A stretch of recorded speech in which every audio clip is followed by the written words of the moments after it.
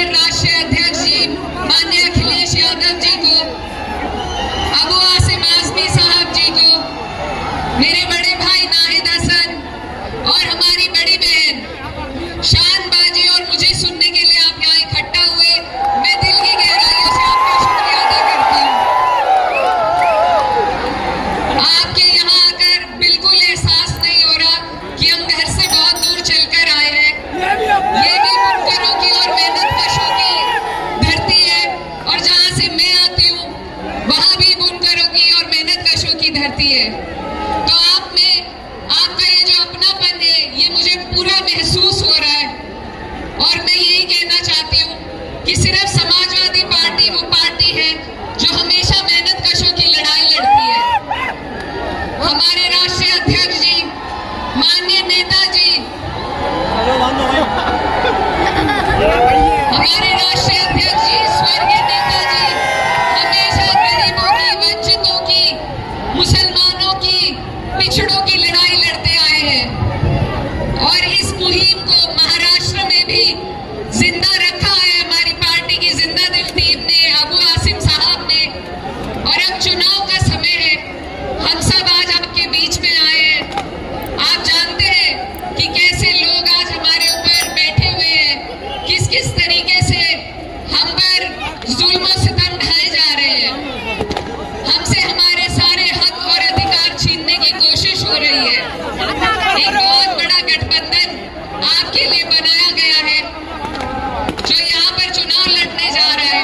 लेकिन मैं अपनी पार्टी के लिए आपको कहने आई हूँ कि हमारी पार्टी आपको सशक्त करने के लिए, आपकी मजबूती के लिए जिस तरीके से यूपी में जद्दोजहद कर रही है, उससे ज्यादा मजबूती से हम आपके बीच में महाराष्ट्र में मेहनत करने का काम करेंगे। तो मेरी बस आप सबसे यही अपील है कि ये जो वक्त है, ये जो सांप्रदायिक ताकतें हैं, ये हम पे तरह तरह के जुल्म करके हमें बांटना चाहती है। लेकिन हमारे आदरणीय नेताजी, हमारे राष्ट्रीय अध्यक्ष जी ने पीडीए का नारा उत्तर प्रदेश में दिया और आपने उसका परिणाम लोकसभा के चुनाव में देखा। इस सरकार के गुरूर को तोड़ने में सबसे अहम भूमिका अगर किसी ने निभाई है तो समाजवादियों ने निभाई है, हमारे राष्ट्रीय अध्यक्ष जी ने निभाई है। अब उसी मुहिम को आप लोगों को इसी जोश और जज्बे के साथ आगे लेकर के चलना है।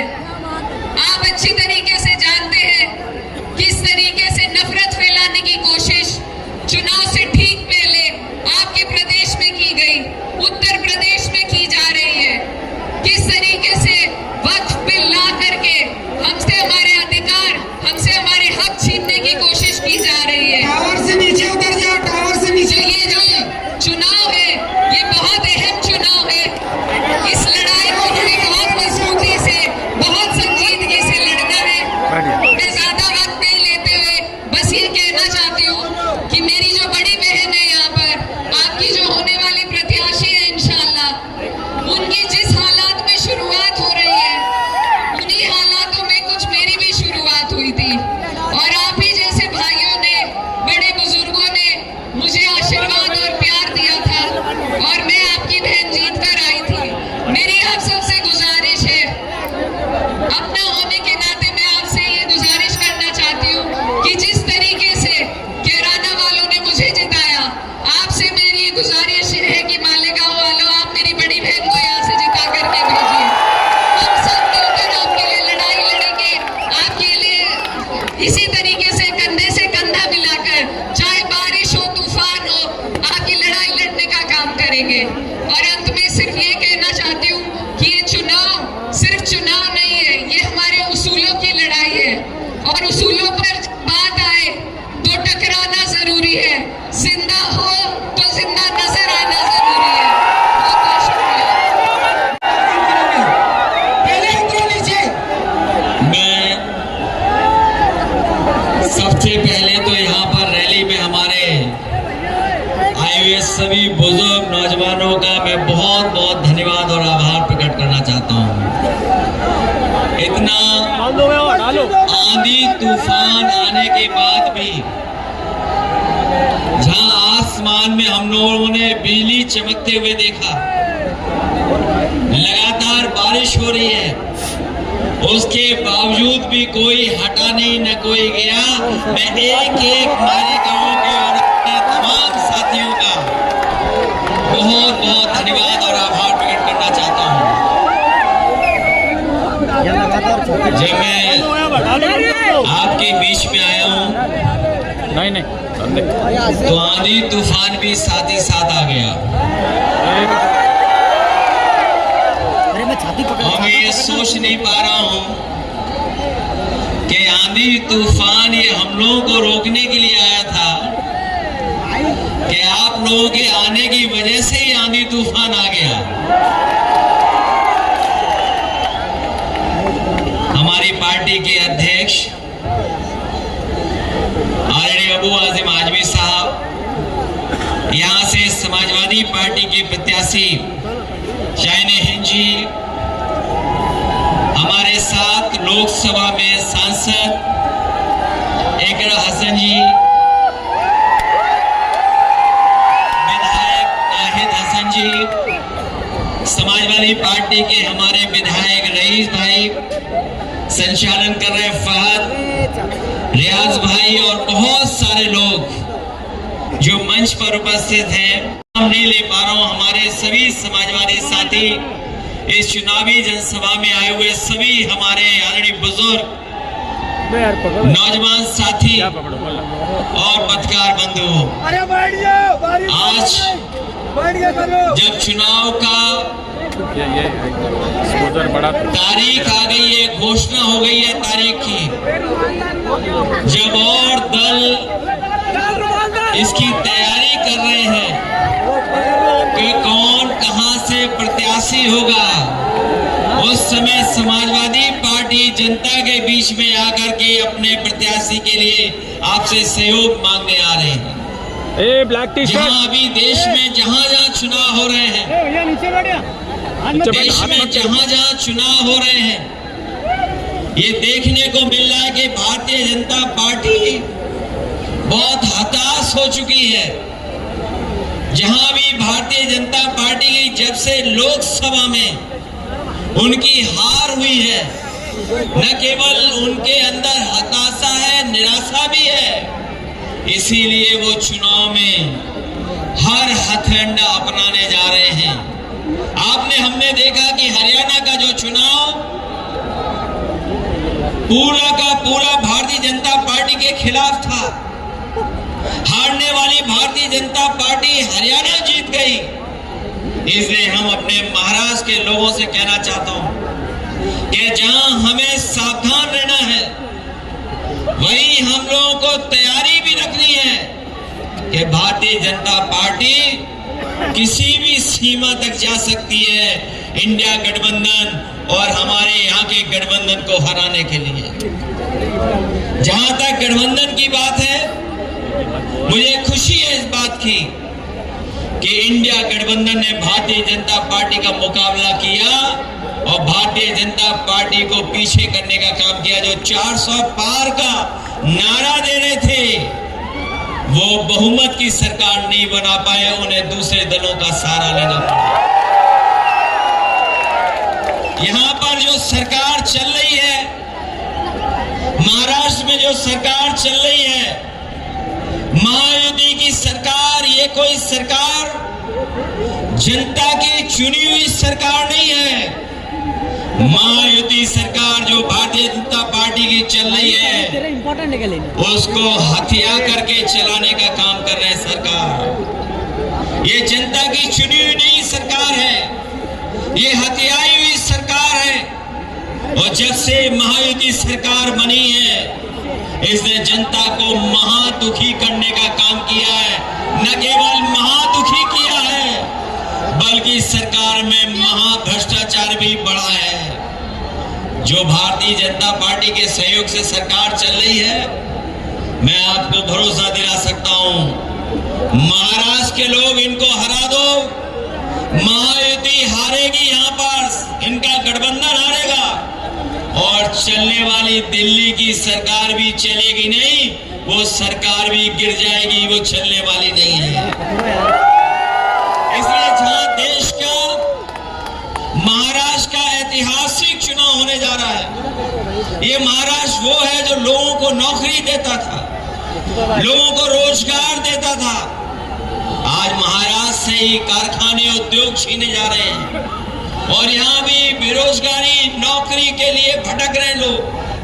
और जो कारोबार उद्योग चल भी रहा था, वो आज चल नहीं पा रहा है, बंद हो रहा है। मैं जानता हूं यहाँ बहुत सारे हमारे बुनकर भाई हैं, गरीब हैं, मजदूर हैं, होती तो आज जो लोग इतना दूर चल करके आए इनके घर परिवार में खुशहाली आ जाती। लेकिन इन्होंने बुनकरों को बर्बाद करने का काम किया है। मैं अपने तमाम बुनकर भाइयों को कहना चाहता हूं, जब भी समाजवादी लोग सरकार में आएंगे, दिल्ली में तो आवाज उठाएंगे ही उठाएंगे, लेकिन महाराष्ट्र में जब ताकत मिल जाएगी तो विधानसभा में अबू आसिम आजमी और आपके विधायक आपके लिए लड़ करके आपको न्याय के साथ साथ आपके घर परिवार में खुशहाली लाने का काम बीच आने से पहले बहुत सारे संगठन मुझे मिले हैं। बहुत सारे आपके बीच के बुद्धिजीवी, आपके बीच में कई संगठन चलाने वाले लोग मुझे मिले हैं।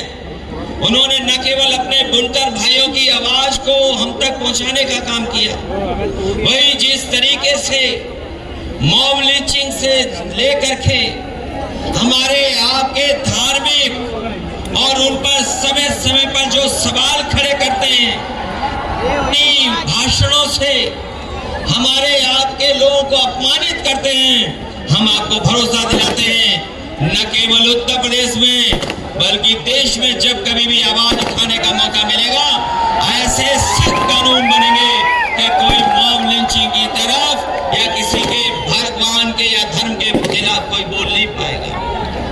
जहां एक तरफ ये तमाम सवाल हैं, वही समाज को बांटने के लिए इन्होंने जो वक्फ को लेकर के एक देश में छेड़ने का काम किया है। जिस समय लोकसभा में बिल पेश हुआ था, हम लोगों ने उस समय भी आवाज उठाई थी और कहा था कि ये वक्फ का बिल जो आ रहा है, ये खासकर मुसलमान भाइयों को परेशान करने के लिए, उनके जमीनों को छीनने के लिए आ रहा है। ये भारतीय जनता पार्टी जमीनी पार्टी बनकर के जमीनी छीनना चाहती है। हम आपको भरोसा दिलाते हैं जो बिल जमीन और सम्मान और आपके खिलाफ आया, उसकी भी हम लोग पूरी तरीके से विरोध कर करके उसके खिलाफ खड़ा होने का काम करेंगे। मैं इस मौके पर मैं आप सबका बहुत बहुत धन्यवाद और आभार प्रकट करना चाहता हूं। मैं देख रहा हूं बारिश रुक नहीं रही है, बादल और बिजली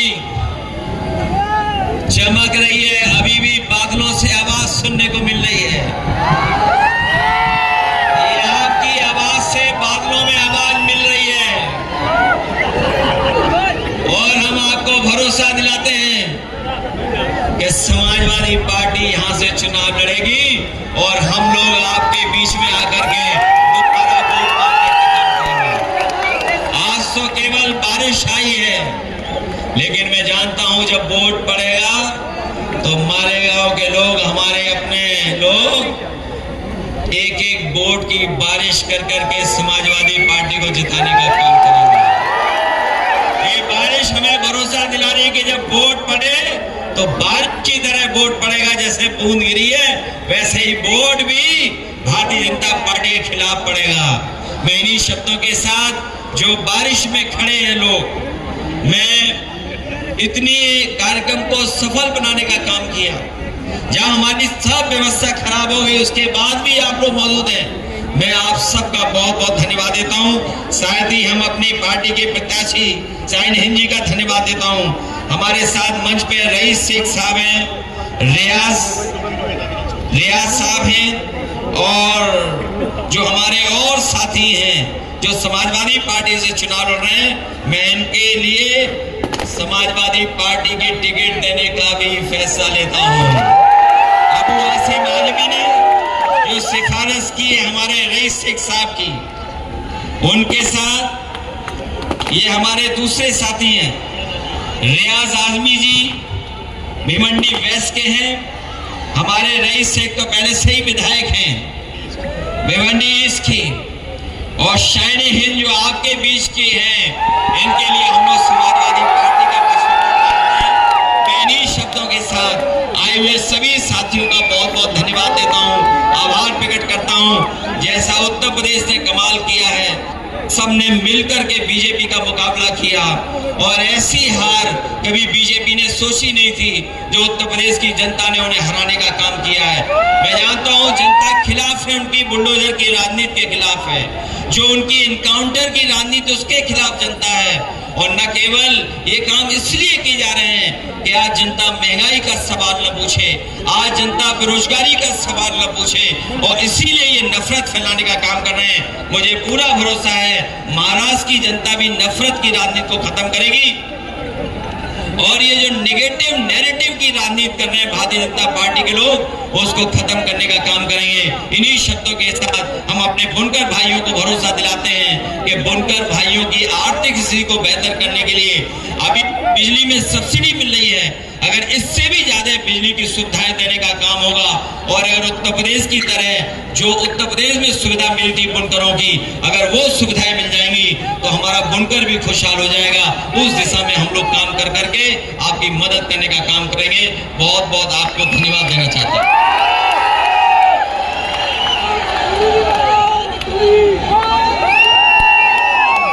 एक बार अरे अपने लोग हैं, सब समझते हैं।